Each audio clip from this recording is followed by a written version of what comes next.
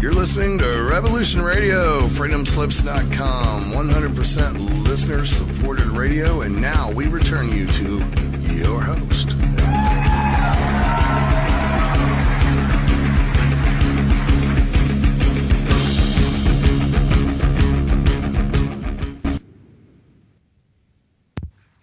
Good morning, everyone. You are listening to Trace Elements Radio, and it is Tuesday, December 15th.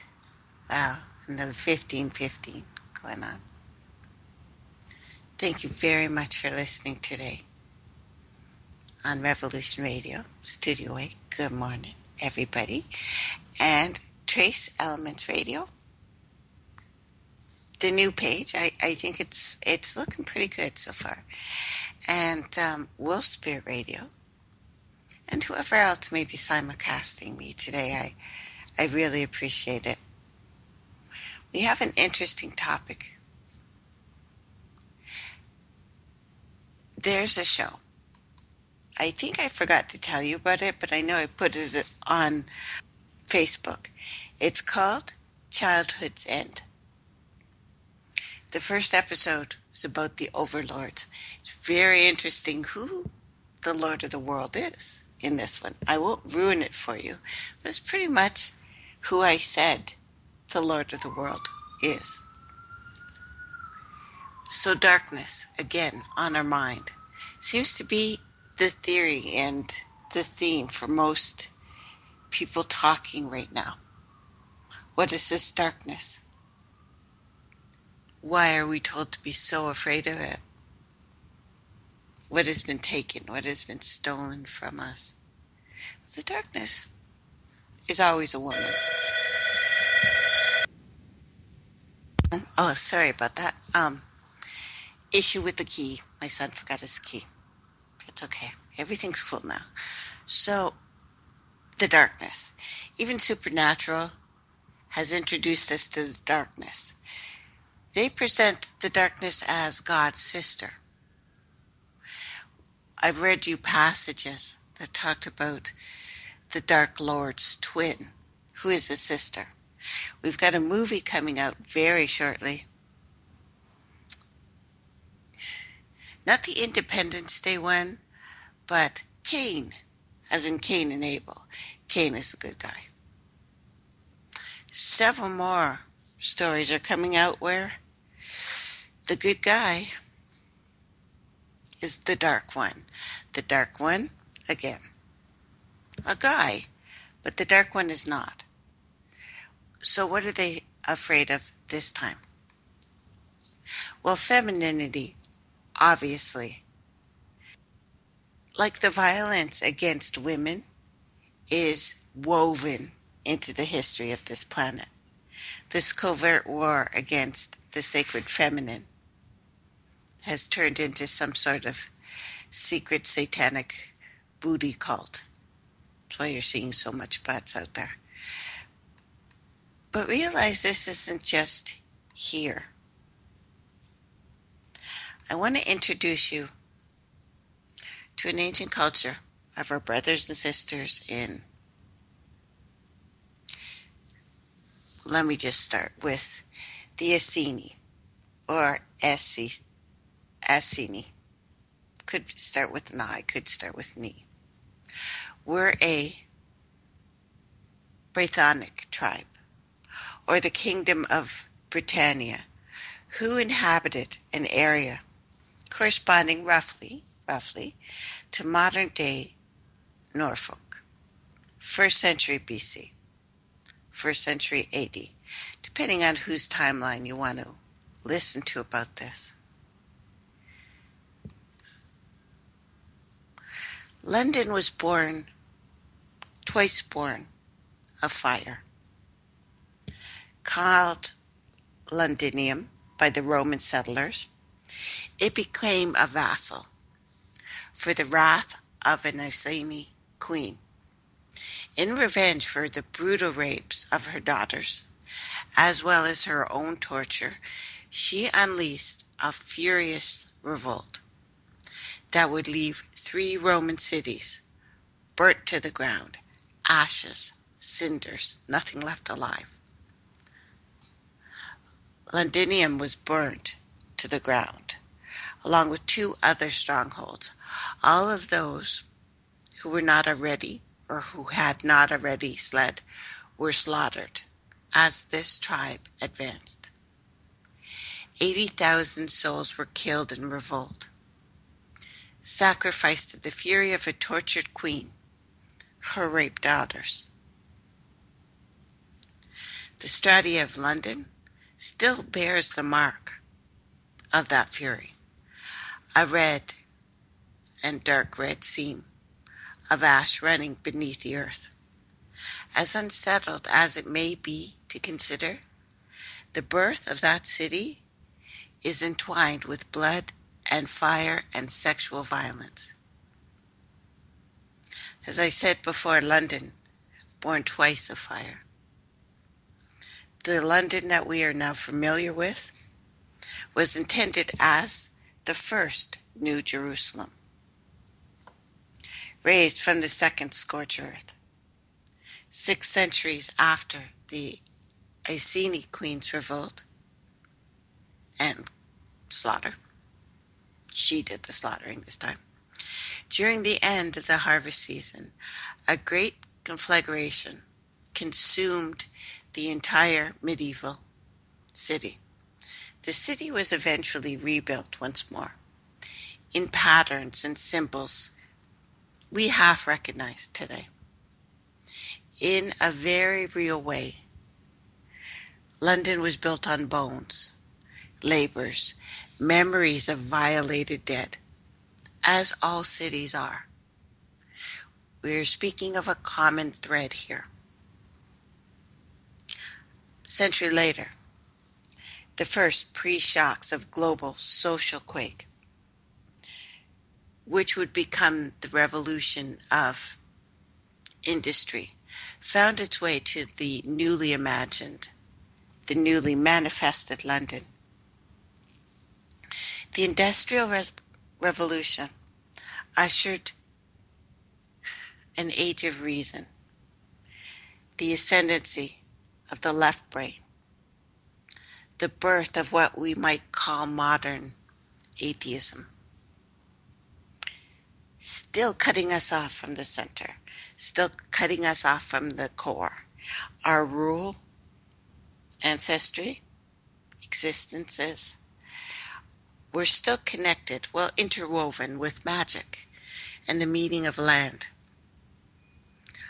Our internal pantheon, right-brained gods, still lifting veils, transversing boundaries, visions, madness, art, prophecy, still hummed within our psyches. But the clatter, the din, and scorched steel of industry took the production of tools and meaning quite literally out of our hands. The birth of industry drowned our right brain gods with an explosion of left brain activity, separating us, dividing us again. The intimate language of the land, the stars, the folk secrets lost beneath the newly organized whirlwind.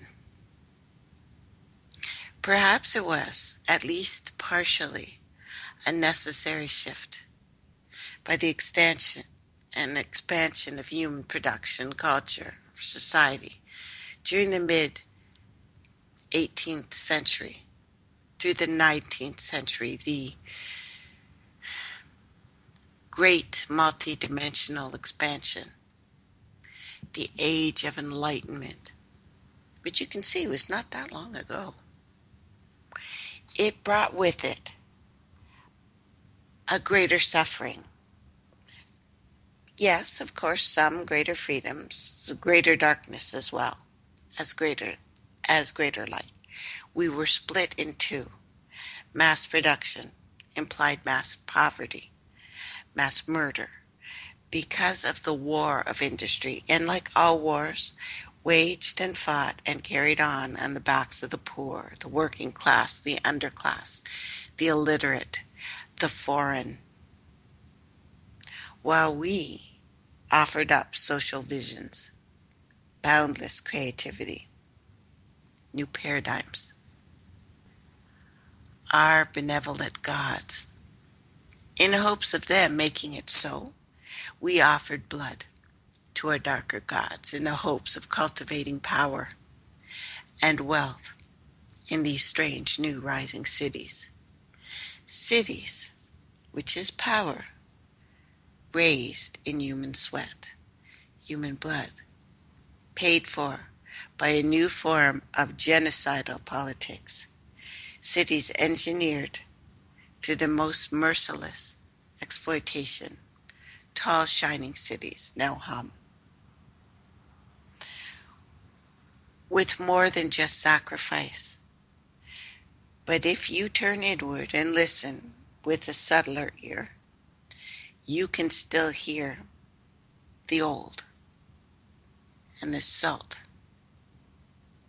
the blood, and the gods still communicate with us from drowned depths of the unconscious. The industry and that revolution succeeded in reshaping human society into something bustling, strange new edifices, hordes of people pouring into the growing cities. It's at this time that the rise of the Victorian era, the dark fathers that still rule us now, the darkest practices of Britain's power elite, threatened like no other in that time of the country's history. The heart of those practices lay in London, unfortunately for the world. That ancient city, twice baptized in blood and fire. The passing of the Offenses Against the Persons Act, 1861, brought more regulation to common law provisions, gave the British government the ability to enforce those regulations on a broader national scale. Legislation is many things, dark and light, and many amongst London's elite were then afraid of it. It was murky, tentative. It was the beginning of real legal human rights for women, for children, and finally overturned the death penalty for homosexuals, which is interesting since it's run by so many of them. The true change is frightening to any tribe, any society, but to its rulers, more than frightening. Many powerful men have never wanted this. And that act to be passed, for the simple reason that they recognize how deeply it could have affected their hidden black market interests. Homosexuals, immigrants, and the British poor publicly hated, mocked, exploited by the establishment, continually demonized, offered up as scapegoats for London's profitable ills. Prejudice and utter bigotry rampant. For example, if you were a homosexual rather than heterosexual, partaker of unnatural acts, in the eyes of the law, meaning anal sex between two adult consenting men, you need to die. Homosexuals were actively tried, convicted, killed by the state before 1861. After the act, the death penalty for being homosexual was lifted, but allowed the establishment to enforce new, broader, draconian measures to prosecute them. The poor gay. If you're a rich gay, that was always fine. You could actually be king. We've had gay kings. Queens, dragon lords. Anywho, especially though, they had no right to exist. Instead of death, it was deemed fit for convicted homosexuals to spend the rest of their lives in a dark, hellish prison. The act also allowed for the government to regulate, actively, homosexual age of consent, and actually put it back to 12, meaning it was acceptable and legal for an adult male to have sex with a girl of 12 and above. But in the harsh light of day, the age of consent was actually, that was enforced, was 10. Seeing how consensual sexual interaction with a girl between the ages of 10 and 12 rarely resulted in a prison sentence for those with social standing, and was enforced through fines, if at all. However, the usually middle and upper classes that benefited from the leniency of these fines. These laws did little to protect girls over 10 or children of any age from the working class families who found themselves abused by men in positions of power and trust. Amendments to an act in 1871 begrudgingly increased the heterosexual age of consent to 13. This fared little better, though, in protecting the poorest, the most vulnerable, from abuse. Remember, the vast majority of working classes in Britain at the time were not as we understand the term today. They were more accurately an underclass, hated, reviled by those above them. They found virtually no protection from the legal system, socio-political power structure that saw fit to simultaneously abuse, exploit, publicly condemn them. In major cities, it was even worse, with the concentration of new, heavy industry. The thrashing of human resources fed the empire's imperialist machinery. The passing of the Offense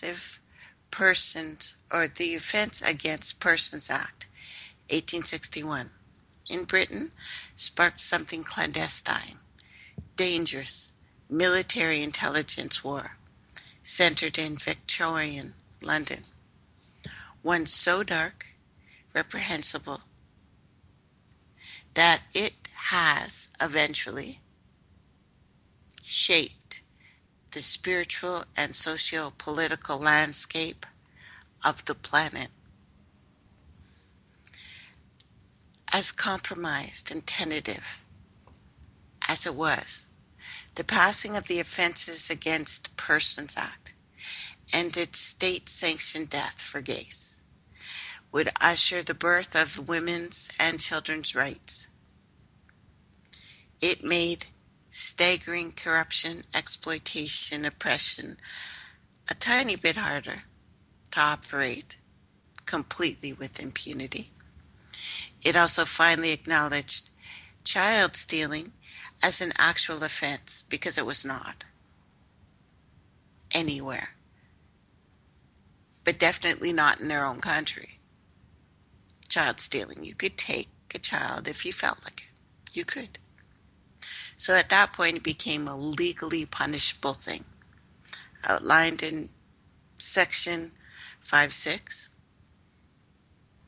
of the document. power elites of Britain at the time were still able to orchestrate, manage their profitable businesses of child prostitution, human trafficking, in truth, the shadow empire that was fed and supported by lesser criminal networks within the middle and working classes.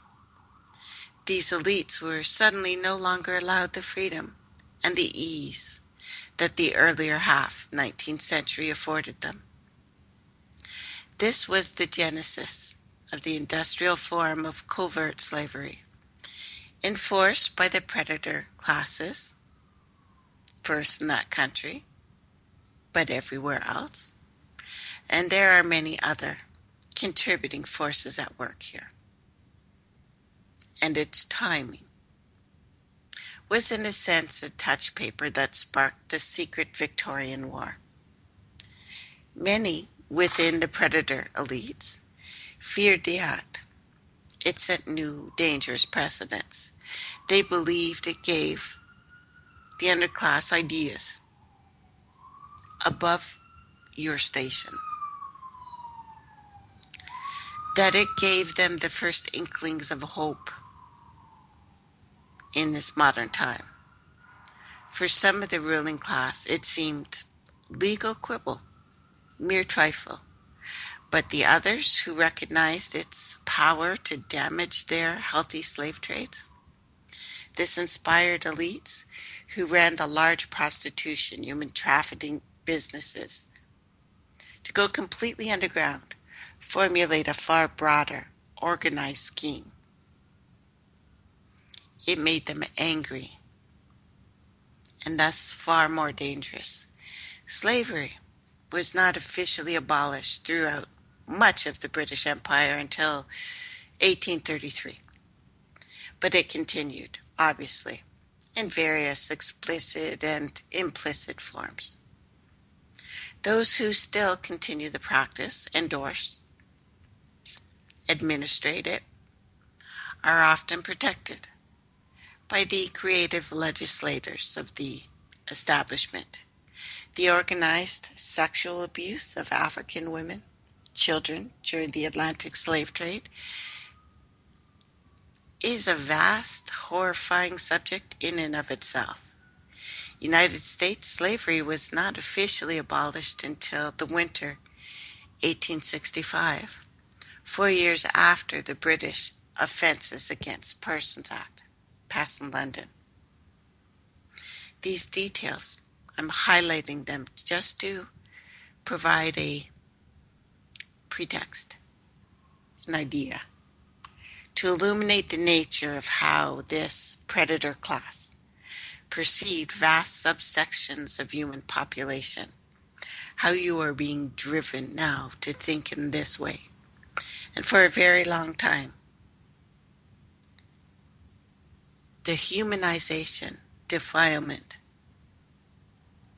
of various domestic and foreign enemies was a matter of state for Britain, a matter for much of the world. Sadly, in a covert sense, perhaps to you, it still is. The real reason why this act was such an affront to the elites at the time is because at the heart of it, rapidly expanding trafficking, prostitution rings, existed a carefully hidden network of what they call, still to this day, the hunting circles. An elite within various elites, whereby the most powerful, well-protected, could privately siphon off children, women, from these networks to be sexually abused, hunted, killed for sport. This is not fiction. These groups were small, few, but they were and are powerful. Similar covert hunting circles of rich, powerful individuals operate near impunity, of course, during the Atlantic slave trade, but these elite groups did not suddenly give up their ideas. There are still ships that dock rarely, that have these hunting parties on them. And because they're in open sea, the elites who can afford the rides on them can do anything they want without punishment to whatever and whoever they want. African slavery, the modern white slavery, are intimately connected. Unbroken lineage of ideas, outright pathologies, where those who profit most are always the highest in the land. This is what really lies at the heart of human trafficking worldwide. The truth that this has always been done. This is the very birthplace of Western civilization. There exists a spiritual void hidden at the circle in the center of our societies, a small group, ever-warring elites, their endless hordes of neophytes. Interconnected criminal network to put human emancipation to the sword. Sexual abuse, the murder of the poor or young or vulnerable for pleasure of the rich and powerful has only been part of our societies. Always. For a long, long time. It's only now, as societies are somewhat changing, that this has come to a head, that this corruption, at its heart, is too vast to hide. They are taking your mind from this to do what they've always done. Hate the immigrants, hate the poor. We are going to bring you in more immigrants and leave your poor to die because you don't really care about them. You started caring. This is why this has to start. I've told you before, there is darkness and there is darkness. How do they use it against us? Well, they're usually administered, enforced by specialty priest classes. And they have been, from the beginning, a fraction or faction within society's intelligence service. They're always the Jesuit, always, always, always. Authorized by the sovereigns or the rulers or the kings to indulge and profit from these black market atrocities. It was the Industrial Revolution that allowed these pathological elites a scope and a power unimagined before human history. One of the oldest, darkest poems I've ever heard said that everything, I'm going to translate it kind of roughly. It says everything here in this realm is sex, except for sex, which is power. Beautiful and terrible, as all things here are. It is a stark truth that these elite hunting circles always infiltrated mills, workhouses that have sprung up first northern England, especially Lancaster, West Yorkshire. These are the dark satanic mills that William Blake alludes to in his powerful poem, Did These Feet in Ancient Times, often referred to as simply Jerusalem, eventually adopted by Britain as a kind of unofficial national anthem. The militant, corporatism, oligarchy, austerity for the poor that we are so familiar with today did not begin in the mid-19th century, but it was the time when these ideas fueling those practices were galvanized, refocused, optimized like never before in human history. This is new. The Victorian era did not create the darkness and corruption we still experience. But following the Industrial Revolution was the era more than any other defined the blueprint for today's modern rapist elitism, market prostitution, and slavery networks, what we would call today human trafficking groups, expanded unchallenged for almost 25 years. These networks are bigger and bolder, covert administration. These networks became more sophisticated after that. The nature of all business was continuing to transform and grow during the mid-1800s. It accommodated a new modern state. The ancient illegal businesses, no different.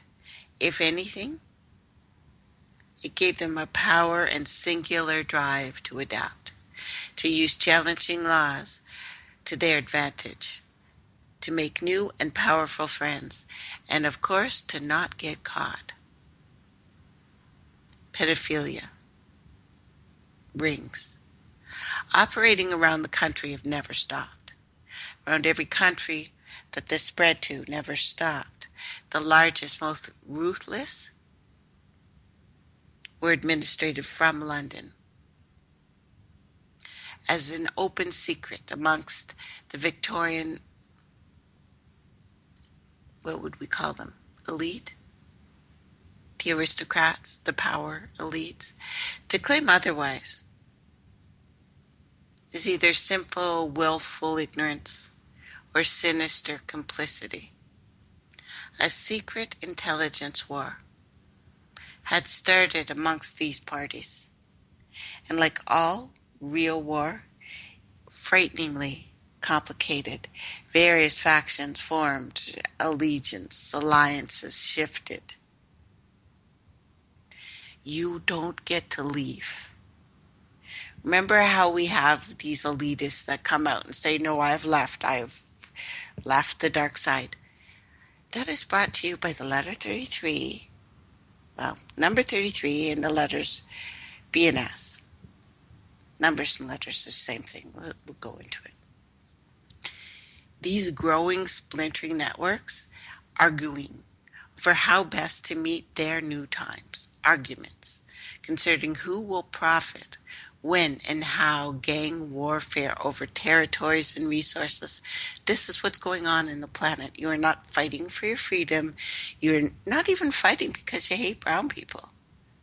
You're not fighting because Syria has oil. You're not. It's a turf war. That's it. It's a turf war. It's the same in any large organized crime network. These elite, this sexual slavery networks, quickly the most untouchable, best protected, and literally the most financed group. This is Lamberts and Minotaurs. Now, I want to read you a poem. One of my favorites, actually.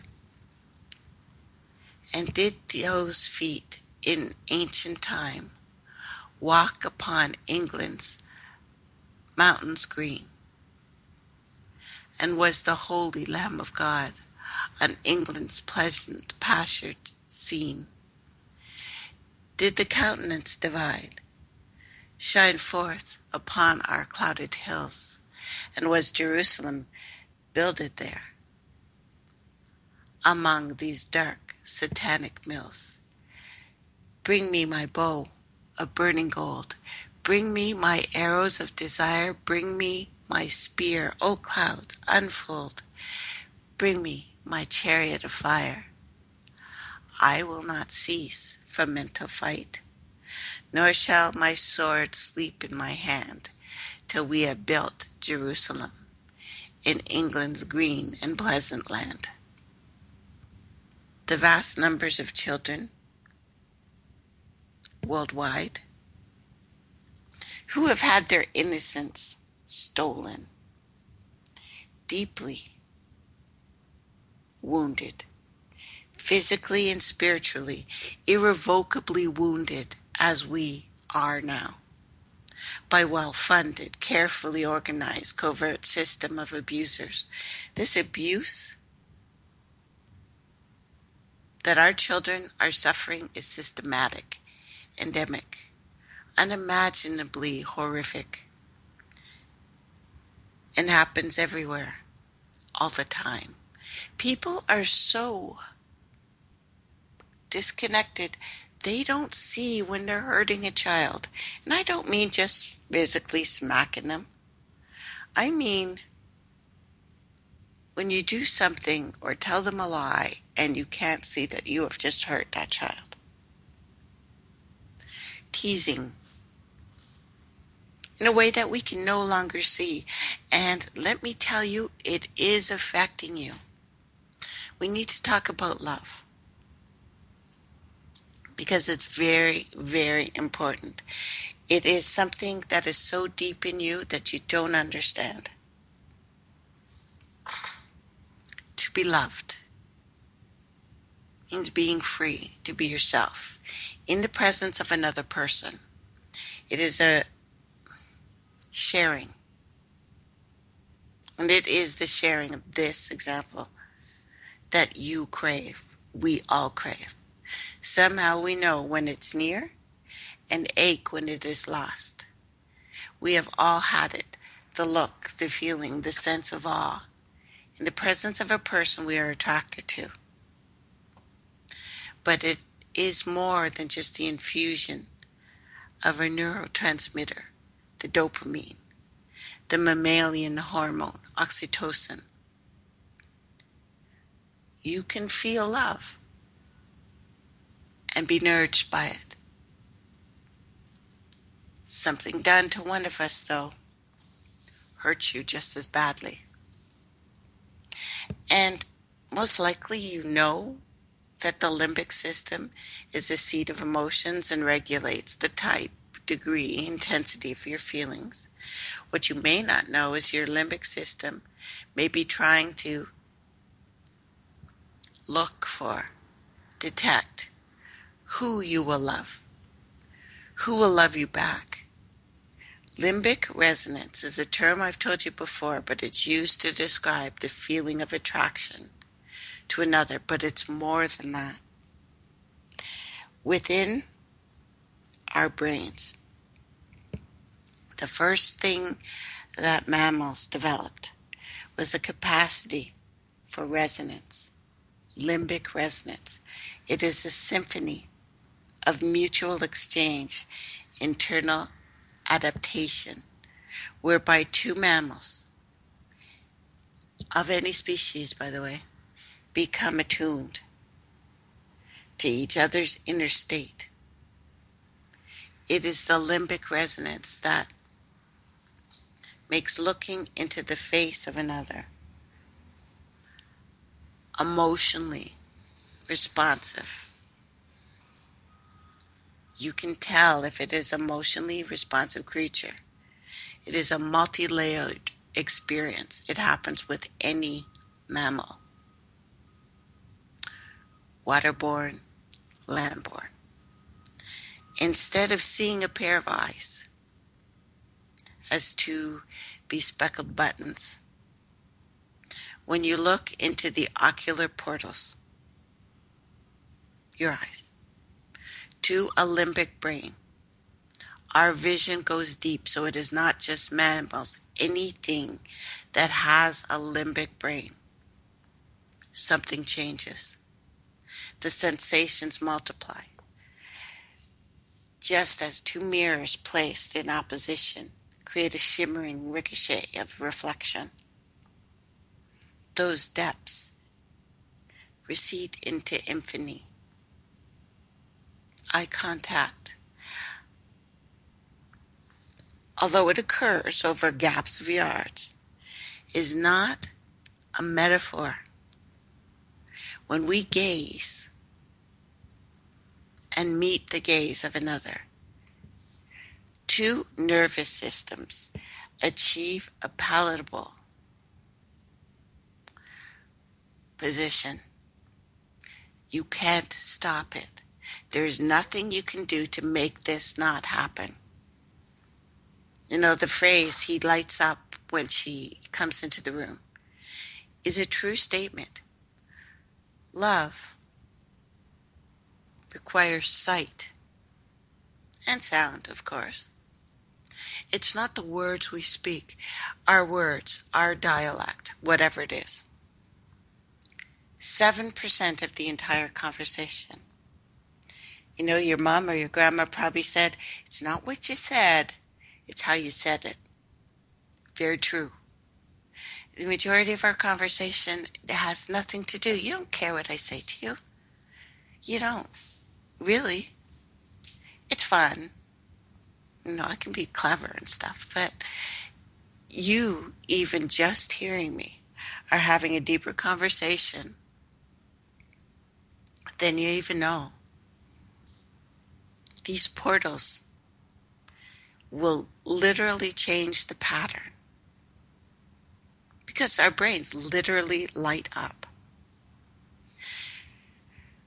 What we do know for sure is that when people are attracted to each other, there's a mutual neural pattern activated in the limbic system. Literally, you light up. Something happens in the system that lets us know the presence, we could say potential love. But it can be male or female. It does not have to be the species. It means that you have connected in a way that your brains have just synced. So know that when someone is hurt across the world from you, you feel it. Now, I've discussed parameters of love before. Pieces of things that are just familiar. You know when someone has something familiar to you in them. And it seems that part of our brain remembers, seeks out, usually unconsciously, someone who will emotionally resonate to you. As a matter of fact, not just to you, but usually to one or both of your parents, whoever you're closest to, members of your family. You are probably picking someone who sounds like, smells like, walks like, looks like. It's deep. It's very, very deep. You try to find something you know is right. So those feelings that you get, that people are family or it's a soul group, you're absolutely right. And that soul group does not have to be human. Needs a limbic brain. And just a tiny one. Just a tiny, tiny one. So our evolution demands. We seek a partner. Demands it. So this becomes the GPS, internal unit, set by your family. Once we leave the home, your brain, your heart set off to find something of the same, only better. As a matter of fact, the new research suggests that you are driven to find something better, someone better. You can't help it. This is how you're driven.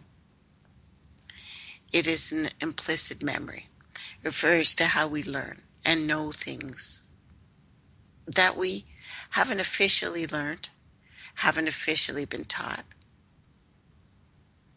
There's this popular book called Blink. I don't know if you've read it. Best known effort for describing disability. Example.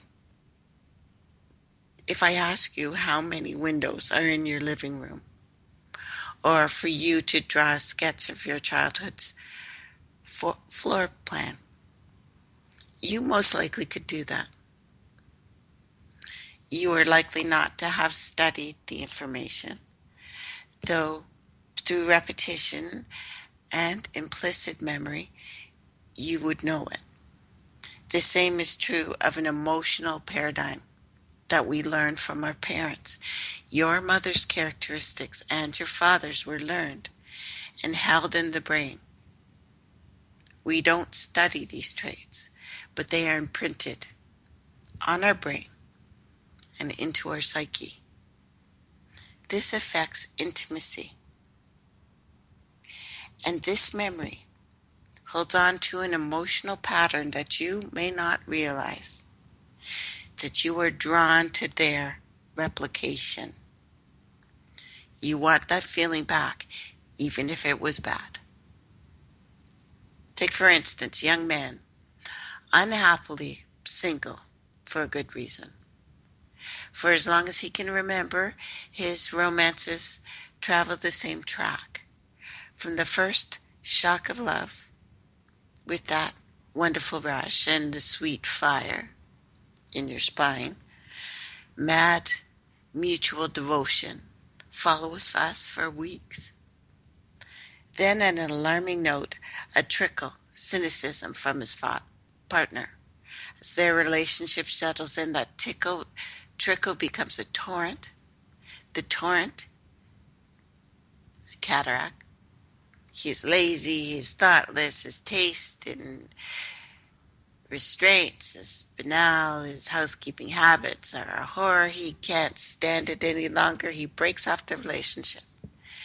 Blessed silence, relief, descent. As the weeks go by into months, his newfound ease slides into loneliness. The next woman he dates reveals herself, after a brief time, to be a doppelganger of his last departed ex. Without a woman, his life is empty. With her, it's a mere misery. The pattern is recreated. How? You must. You must. As he put it, not his mouth, he could taste the poison. How stale it was. He gagged. He began to vomit. You don't need 20 years of schooling to figure it out. You really don't. For those of you who saw the movie The Black Swan, Natalie Portman's magnificent Oscar-winning performance, the birthday cake scene with her mother, where the dancer is appreciative but can't eat cake because she's watching her weight. The mother's rage at her having her inappropriate gift rejected starts the wobbly world of the daughter, not knowing how to be around the mother because she is not fully accepted. These are the positions we put ourselves in, double binding feelings. You are damned if you do, damned if you don't. If you eat the cake, it can kill you, and it's stale, symbol of an old pattern. If you refuse it, it angers the other person, and you get rejected, a double bind. This is the situation we put ourselves in, and it's not because you want to. It's because of how we're wired and because of how we're being used. But there's another way, because I think we should have no more stale, poisonous cake. Thank you very much. So how do you transcend? Looking for someone better because you want to, and yet different than what you had at home. Ultimately, it is how we feel in the presence of the other that will determine the degree to which you flourish. If a familiar feeling doesn't make you feel good about yourself, then it's time for a change. You begin by saying no to what you don't want. How do they do it?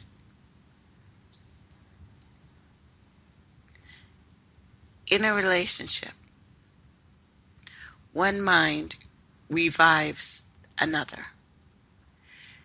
One heart changes its partner.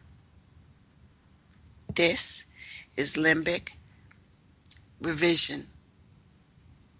The power to heal the person we love as they heal us. This is when love gets good.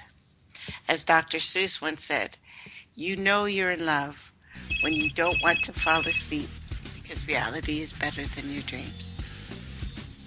We'll take a break and continue this soon.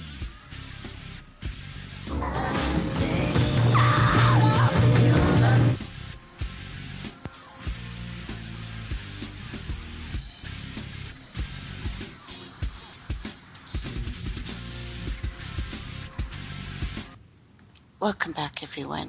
You're listening to Trace Elements Radio. Wow, it's December. Almost forgot about this. Now, of course, we're all listener supported, and I always use your help, but you could use some help this time of year too. If you have little ones, Hawk on Revolution Radio is going to be, well, not Hawk, but there will be a Santa and there will be a shout out, so please go to Revolution Radio and look at that. That might be fun. When we talk about what's happening to us, why we are making certain choices, and the destruction of the sacred feminine, this is important. Because I'm talking to the men and the women. Our men have more female DNA than they do male. They do. It was something to make us forget these things, these important things.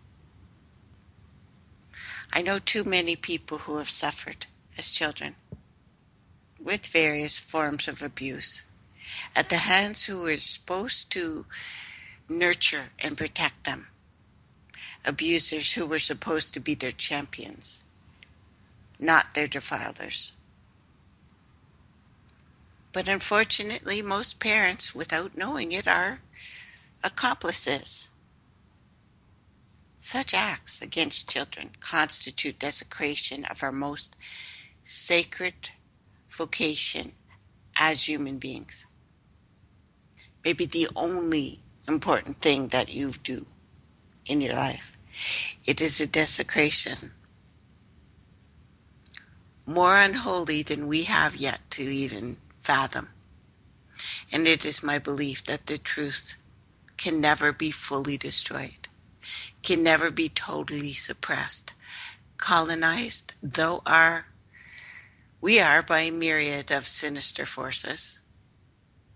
We keep the truth alive in a number of ways, in fiction, in fables, marginalized information, at very fringes of our thoughts or deeds.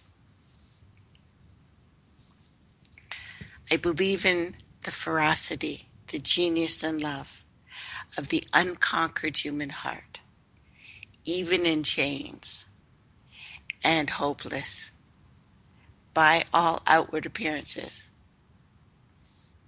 There are some of us that still refute futility.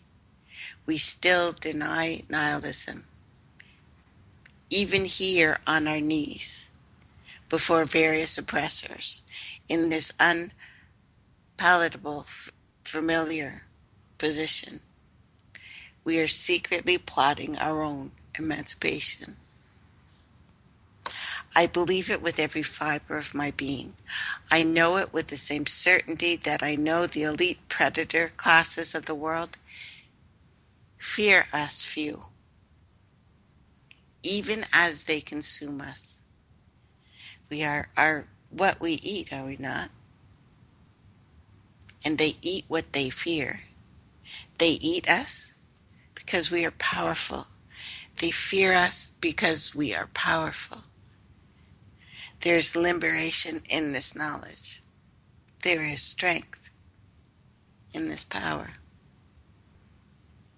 Talking about these things, it's not easy because the subject of this systematic, this organized child abuse committed by those with money and power and influence is so inconceivably dark, so tainted in spiritual blackness, that even the bravest dare not look at it directly, not for long. Those who are brave enough feel a near physical revulsion and an urge to look away. I understand that. I'm no different. I find it just as horrifying. And yet, truth tellers of various kinds have been trying to lighten up some of these pieces in the darkness, the fragments of this story for a very, very long time. If what's left of the human race, teetering now on the edge of abyss, has any chance to pull itself up from this brink, the truth has to come to the surface. There is absolutely nothing on this planet not about this. This. We don't need money. We get that, right? There is no need for anyone on this planet to have to worry about money. So, it's not that. It isn't. It can't be. They want you to suffer. They want you to believe you need that. If you believe you need them, that's why you can be so horrified that the money's going to go away. The job's going to go away. Only your belief in it is giving this life power. Only your belief in the hate is allowing people to start hating each other, continue hating each other in a more and more horrific way. So in order for any healing to begin, the source and the nature of these factors, the factors of this illness, you have to look it in the face. Because if you look at something in the eye, like I just said, a connection must happen. That's why you can tell someone who's shifty can't hold your eye. They can't. They can't. They will never be able to do it. Now others have put this notion far more eloquently, succinctly than I can. Sometimes in order to get to heaven, you have to pass through, willingly, hell. And in order to achieve integration, insight, spiritual health, you must embark on a willing voyage into this psychosocial underworld.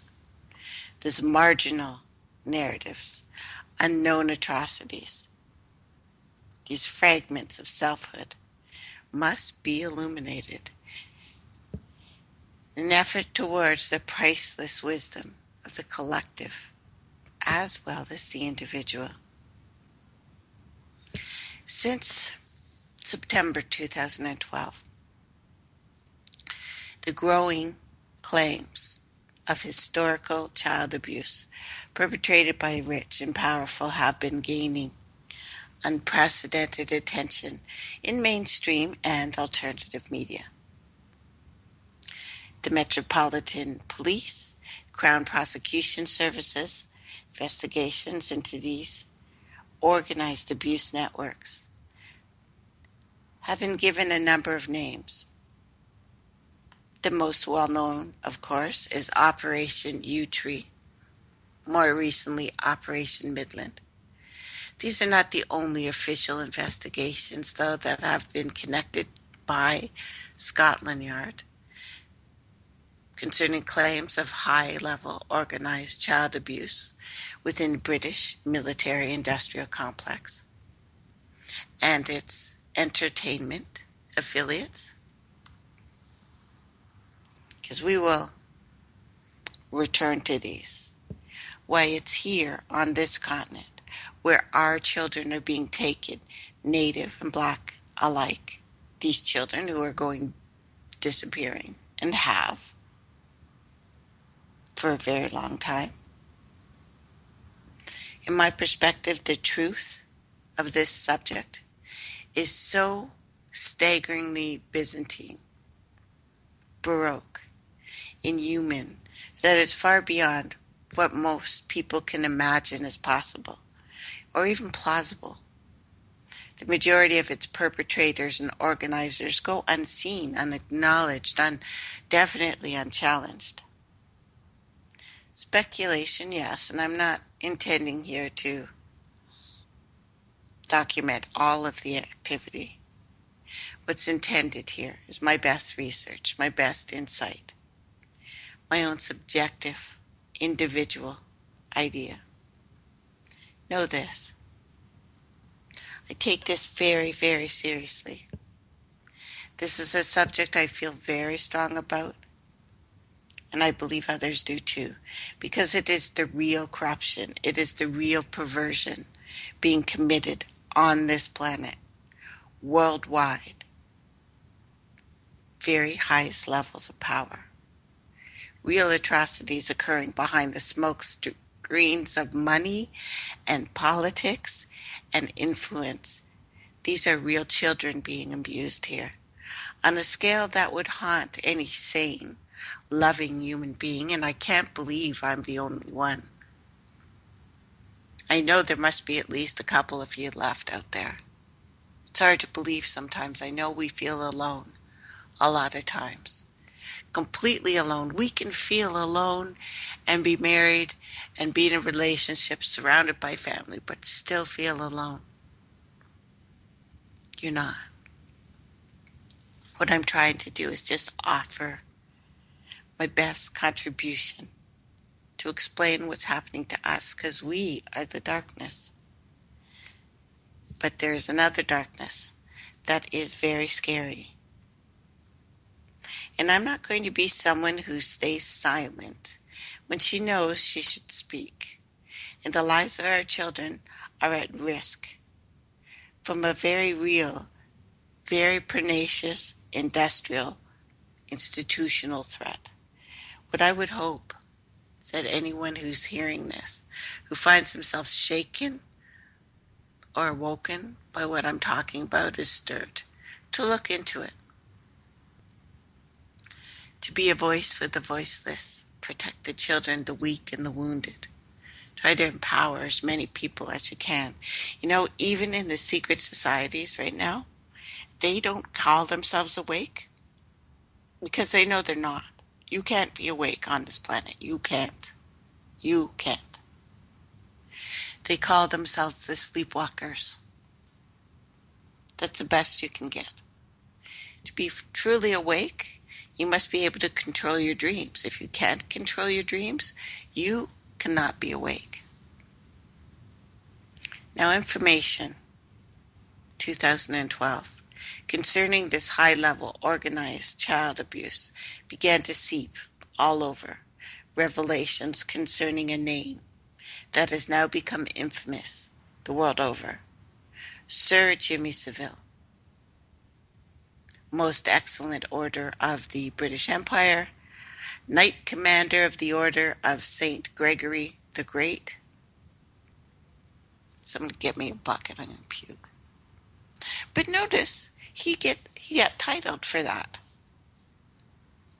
So for people not raised in Britain, who haven't looked in this, the true visibility, the legacy, the influence of Sir Jimmy Savile's might be lost on you. Little background may be required. At the most basic level of this libertine story, Sir James Wilson Vincent Savile, English radio DJ, children's television presenter, charity fundraiser, all-round media darling. His career began in earnest during the 50s, early 60s, creepy looking as heck. He began and went on to present launching episodes of BBC's Top of the Pops, 64, extremely popular show, revolutionized pop music in Britain, around the world. Savile would retain, or at least remain, its longest running presenter. During this time, he was hosted a large number of high-profile television events, would associate with the best and brightest names, television, radio. So aside from pop stars, musicians, he became very close associates with a lot of the British establishment, high-ranking politicians, police officers, Prime Minister Margaret Thatcher, members of the British family. He ate with them. So every single one of the powerful members of the British establishment claims no knowledge of him. No knowledge of the truly monstrous crimes that came to light on his death, 2011. No claim.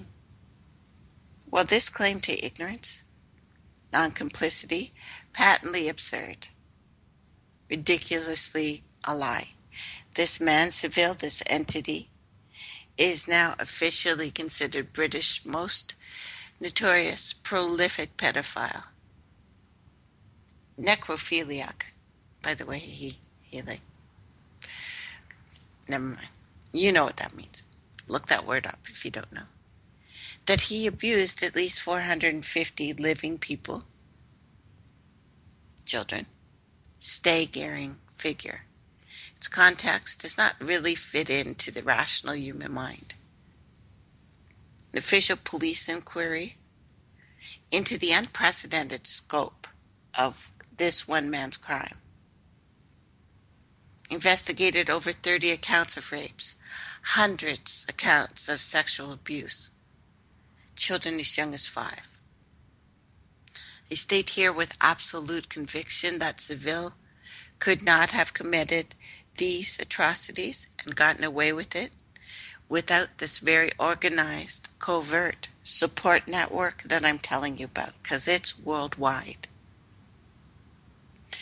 It's why what happens in Canada happens in Canada.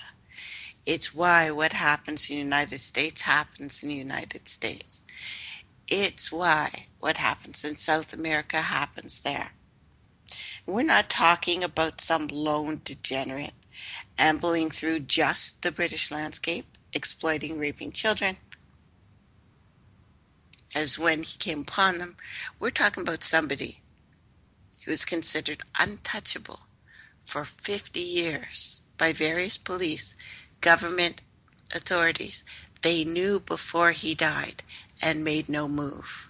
We're talking about an illuminary, British, one of the most visible permanent fixtures for over half a century in that country. They knew. I can't begin to describe or even convey to you just how unsettling and brazen this man was. For the course of his entire career, he would make implicit, explicit references to underage sex in his radio, on his television programs. He frequently alluded to underage sex, pedophilia, in his autobiography, guest panels, in his interviews. Many of those comments, sick jokes, still freely available on YouTube and other video hosting sites. Many. And despite all of this, he was championed by the establishment, lauded as a hero, protector of children. This could not have happened unless this was what it was all about. This is not a man who presented a carefully cultivated mask of warmth to hide behind. He was all up in your face. I don't have a single friend who found Savile anything less than disturbing that have looked at it. Though it became something of a dark, awful joke, I guess, that you all knew. Everyone who looked at him knew, but couldn't see it. Many high-profile names were around this guy. The names of convicted offenders. Gary Glitter, do you remember him? Pop star. BBC DJ Dave Lee Travis. There's many this dark frequency. And for those curious as to how close these working relationships are, Savile and many of the accused, convicted, had to the BBC offered this. BBC is the oldest national broadcaster in the world, largest still, funded through license fees paid by the British public, established under a royal charter. Official history says 1922. A former captain in the Royal Marines, a former secretary for the British Conservative Party. Since inception, BBC has been run from the British House, the broadcasting house in London, where Savile worked for decades. One of the most famous works is the BBC's flagship sculpture over the entrance of the building, Prospero and Ariel. It is the depiction of a naked child holding a flute, pressing himself against a robed and bearded old man. The depiction is supposed to be from The Tempest, Shakespeare, in which the bearded old man is Prospero, a powerful magician, sorcerer, who enslaves a spirit named Ariel to do his bidding. So, John Dee, we'll get into this, knew what he was talking about when he wrote these things. These things were written, it was known. We know who Shakespeare is. We'll go into that one day if you want me to. I think I have, but in case you want to know. But another figure in Gill's sculpture supposedly represents this enslaved spirit, depicted for some reason as a naked child, Prospero and Ariel. A controversy reportedly occurred regarding a child's oversized phallus. The sculpture was later modified, so still naked, just not big. Other statues by Gill on display at the broadcasting house include pictures of naked Ariel as the Pied Piper playing his flute to groups of entranced, cavorting children. It became common knowledge that Eric Gill, BBC's first commissioned artist, was a pedophile who sexually abused his own children, maintained an incestuous relationship with his sister, performed sexual acts on the family dog. BBC claimed no knowledge of these things, but when asked by various parties to remove the offending sculptures that adorn it, they declined. They remain there to this day, because that's somehow okay with people. This is how badly we've been tortured. Yes, it disturbs us, but we are not stopping it. We can't? Are we that weak? Now, it's also well known amongst credible, dedicated researchers, as well as the more informed members of mainstream media, that the BBC is, and always has been, the entertainment public relations annex of British military intelligence community. That means it's part of the worldwide military intelligence community. It started the military intelligence community.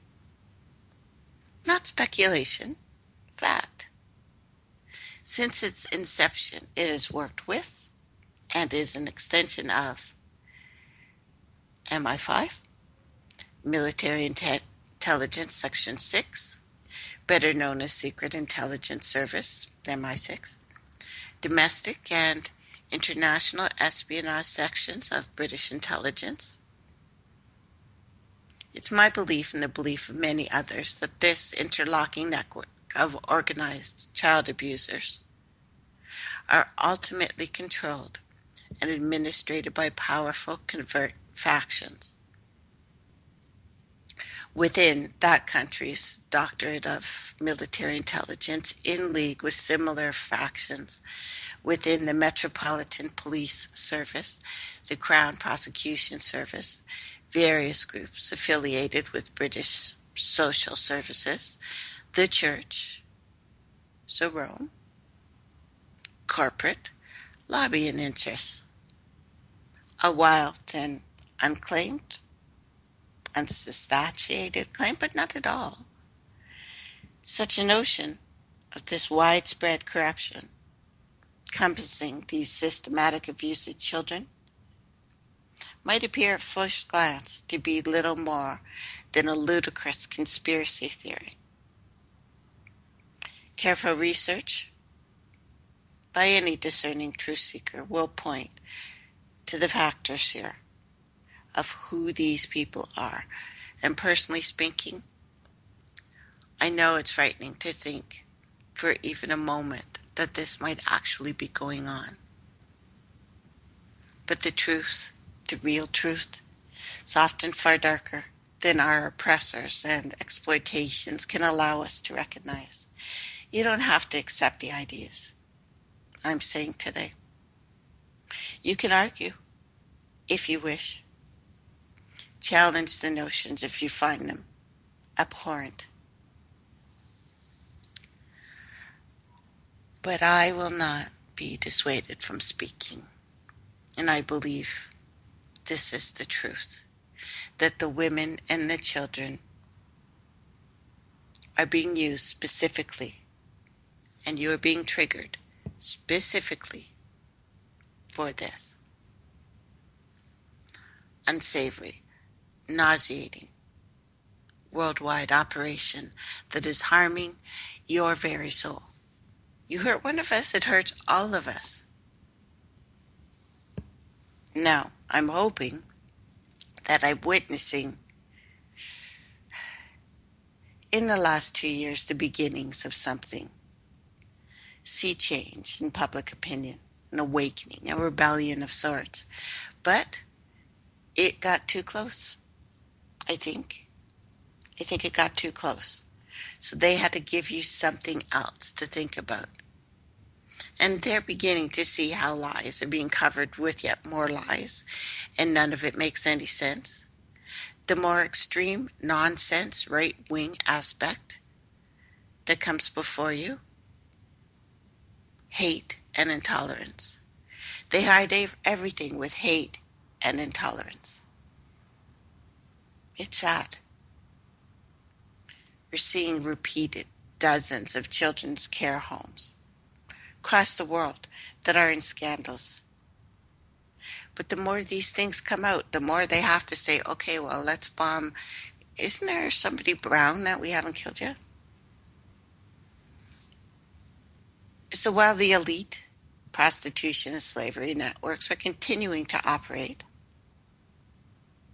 with stealth and caution, the growing threat of this wide-scale socialist revolution from unemployed working classes is now terrifying the Victorian and British royal families. It happened before, it's happening again. It's the same battle. This battle has never stopped. In 1885, there was a publication, a series of newspaper articles called The Maiden Tribute of Modern Babylon. It blasted apart uncomfortable middle-class paradigms, created unprecedented moral panic in the streets of Victorian London. It was a journalist from Pall Mall Gazette that added and mentioned ideas that were supposed to be feminist now, who eventually forced issues into a political stage. The Maiden Tribute of Modern Babylon today is considered a sensationalist, manipulative piece of journalism. Historians, though, said it is responsible for drawing attention to the slave trade operating in Britain from as long as there was a Britain. The articles implicated, this was the white slave trade. This had to do with what was going on in Europe at the time. So know that these things happen there first. You can't get a people to sell other human beings unless it's happened to them. The best way to get us to hurt each other is by hurt us first. It is the systematic abuse of us that allows us to keep systematically abusing. It's sick. It's absolutely sick. But let's go back. An ex-prostitute, a brothel keeper named Rebecca Jarrett, an associate of a woman called Josephine Butler, managed to procure a 13-year-old girl named Elsa Armstrong from her alcoholic mother for the sum of £5. Said it was so that she could act as a maid to an elderly gentleman. Jarrett claimed the mother was well aware that she had in fact been selling her daughter into prostitution. Jarrett had Elsa examined by a midwife, an abortionist, who attested the child was a virgin. She was 5. Young virgin girls allegedly most desired by the clientele of London's child prostitution underworld. Elsa was taken to a brothel, drugged, to await a false purchase by William Thomas Steed, acting as a buyer. After this investigation, the child was quickly sent to France into the care of the Salvation Army. Steed immediately went on to draft a series of newspaper articles that he'd soon publish as the maiden tribute of modern Babylon. I know I'm jumping around, but I want to show you how this started and show you it wasn't that long ago. So while nobody involved in the investigation is alleged to have overtly harmed the girl, she was bought, paid for, examined, drugged, all to prove one point, that a British child could easily be sold into sexual slavery, right under the noses of all the lawmakers. One can only imagine how terrified and bewildered the little girl must have been. They were trying to prove a point, but even they, in their proving a point, did not think about the child that they were doing this to. So the disconnect is not new. These deeply immoral practices, conducted by Steed to make a statement, blinded to the feelings, the experience of one young girl, to expose a larger corruption. So in order to expose that corruption, he attempted to imitate it, to prove how easy it is. At the very least, it tells us something about the double standards, moral mutability of Victorian London. He actually ended up spending 3 months in prison for what he did. But the people who bought the girl, who he sold her to, and none of these places were closed down. They may never have been closed down. So, the Criminal Law Amendment Act, 1885, passed. Amongst other protective legislations for vulnerable women and children, it raised the homosexual age of consent to 60. The age of consent is still 16 today, 2015. But the new act was not all groundbreaking positive reform here. It's essentially a recriminalized homosexuality. extending buggery laws to include any form of sexual activity between males. Again, this persecution of homosexuals, opportunistic in its extreme. They wanted some scapegoats. And forget the fact that it's usually men who identify themselves as straight that do the raping. Just saying. So the warring elite factions that controlled these Victorian slave sexual networks terrified them 1885, but never really stopped. Today and back then, there is a large, traceable history to the atrocities, to the abuses, to the VIP pedophile rings, the ritual murder in child care homes, because that's what it is. It's ritual murder. They just found 10,000 bodies in a Canadian hospital, children. Because it's okay for them to just use us anytime they want. This came from a place. It does. Comes from something. One idea comes from the idea that some are more worthy than others. Did you guys read Animal Farm? Did you? Oh, you probably did. It's an idea, that we really don't matter. Oh, I'm sorry. Well, let me read you that article. Canadian genocide. This is in the 60s, 1960s. 2,000 children were found buried at the back of a pig farm in Quebec province. There were some 200,000 children called the Dupless orphans, who between 1960 and 70 forcibly taken from the poor by Catholic priests on the orders of the Premier, Maurice Duplessis. The children were first placed in Catholic orphanages, tortured, according to the reports, with regular ice baths, wire mattressless beds, beatings, rapes.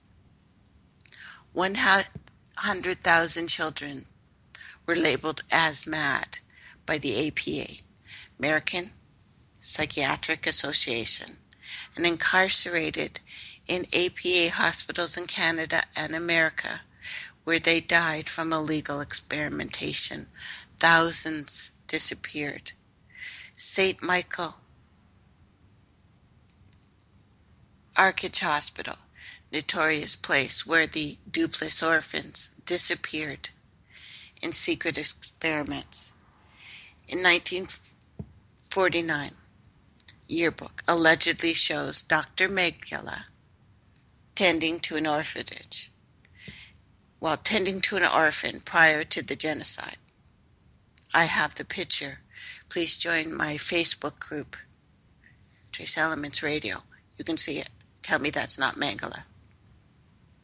Quebec received twice as much money from the Canadian state for the medical incarceration of children from orphanage fees. Successive premiers, cardinals, the APA, doctors, entrepreneurs, and those accused of rape, torture, and murder have never been brought to account. Canada prides itself on highlighting human abuses worldwide. 200,000 children. Children of all races, yes. I'll spell the name. Duplessis, orphans. That's between 1960 and 1970. Long, traceable history to these atrocities that, if properly understood, implicates most of the powerful, influential people today and every day. The same. And it's here I want to wade into something even darker. A realm where fiction can become fact. Fact can become fiction. A realm where truth is an outcast. Synchronicities ignored. Strange patterns largely unrecognized for fear of reprisal, ridicule. And I want to restate here. This writing is not intended to go without question. It's just intended as the best of my research. Subjective. But the black market elites are linked to recent historic child sex abuse scandals that have come to light and are continuing to happen this year. And I would hope, whether you believe what I'm discussing or not, that you will at least give it some time, consideration. It was 3 years after William Thomas Stead's maiden tribute of modern Babylon and the passing of the Criminal Act 1885 that a series of gruesome, terrifying murders took place in autumn of 1888 in London's East End. Poverty-stricken underclass had been rapidly growing in London during the later half-century, 19th century. The urban poor of the city, especially in the East End's notorious Whitechapel district, were often referred to by the middle class and the upper class as the people of the abyss being hell. The people of the abyss would later become the title of Jack London's famous first-hand account of life amongst London mercilessly exploited and rejected. This growing underclass of illiterate paupers, largely reviled, ignored by these good social standing people, were often used as scapegoats for any problem, any social issue that had gripped the Victorian city. The savage murders of Whitechapel prostitutes from amongst London's vast upper class would quickly pass into infamy and legend, become known as the Jack the Ripper murders. William Thomas Stead's articles from 3 years previous had already drawn middle-class attention to the horrors of sexual slavery, the killing and severe mutilation of these street prostitutes in a rigorously policed, patrolled corner of the East End, the Ripper's ability to slip away unnoticed despite heavy police presence, whipped the entire city into a state of frenzy, hysteria. Much has been written about Ripper's killings, mainstream alternative perspectives. Any notion, though, of the conspiracy connected the Ripper murders of 1888, or even the simple notion that these killings were more than they appeared to be, ignored, cast aside, mercilessly ridiculed again. I've talked about mythology and symbolism of the Ripper, other places. It is the late author, Stephen Knight, who is largely responsible for popularizing the conspiracy theory regarding the Whitechapel murders in his book, Jack the Ripper, 1976, The Final Solution. In that book, he outlines a theory in which 5 canonical Ripper victims were murdered by a small Freemason cabal of men. One of them a prominent royal physician, to cover up a secret birth of a royal child to a woman of lower classes. This has been known in modern times as the Royal Masonic Conspiracy Theory. Most mainstream historians consider it to be nothing more than fanciful, sensational nonsense. discredited, debunked some popular myth based on testimony of single delusional offenders.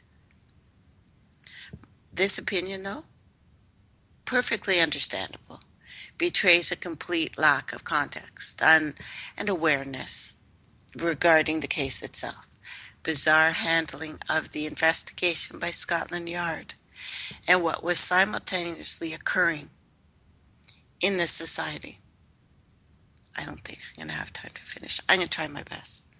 So it ignores the wealth of rumors, the stories of the actual murders, the strange pieces. I would suggest that Stephen Knight's theory contains errors, leaps to logic. Still brilliant, though. Lucid piece of work. It suggests quiet reading for anyone interested in the suppressed history of London and Britain. I'd suggest Knight's basic theory, collaborated by various independent sources. In fact, the Metropolitan Police Commissioner of the time, Sir Charles Warren, high-ranking Freemason, is on record that he privately believed the Ripper to be a member of a secret society. Notable is the fact that the Assistant Commissioner was forced to resign his position by Warren just before the murders began.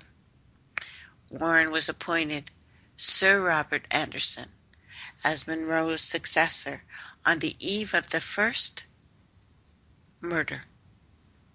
Also, side note, from the bizarre behavior, deeply unprofessional conduct, Scotland Yard's highest rank officials is Sir Charles Warren, himself regarded as a Metropolitan Commissioner, only hours before the hideous murder and mutilation of the Ripper's first victim, Mary Jane Kelly. This on its own proves nothing, of course, no prior knowledge of the murder, but considered a context with the large number of anomalies, coincidences. Again, in my opinion, what occurred that autumn in Whitechapel was not the work of some lone frenzied sex killer, but a cover-up to silence the knowledge of a secret royal child. It was an attempt to hide the fact that 5 women knew each other, and that one of these women, Mary Jane Kelly, had intimate knowledge of an elite child prostitution, human trafficking network operating in the West End. She was fearful that the child might be killed or anonymously placed within the network as a punishment for perceived royal transgressions. She threatened to expose it unless she and her friends were paid off and the child was allowed to go unharmed. After William Thomas's maiden tribute of modern Babylon, had brought child prostitution and wife slavery to the forefront of people's consciousness 3 years earlier, the predator elites operating within London could not allow this to go unchallenged. Despite these women having a very little social purchase, would not be believed. The orchestrator of these networks were unwilling to take that risk. The threats of nationwide socialist revolution, which was going on at the time, the dissolution of the royal power structure, also threatened, were deemed far too real by those in the British Empire and British establishment. The 5 women from London's growing underclass, already abandoned by society, were deemed expendable. They were punished for threatening to expose the crimes of these elites, the most sickening, ritualistic way imaginable. Stolen, abused children are at the heart of London's secret history and the history of the world, as they are at the heart of the oldest and the darkest fairy tales. In a way, the ancient folklores are just as much about keeping alive the knowledge of hidden corruptions and practices of human shadow, of the powerful and the callous, as much as they are about an unseen otherworldly influence. The Ripper case, what we are talking about here, is not some enduring Victorian murder mystery. What we are talking about here is corruption, insanity at the deepest, highest levels of power, disturbing details and anomalies. We'll continue with this. So, thanks for listening, guys. I know I went kind of straight today, but I think we found something. Take care, and thank you so much for listening. Bye.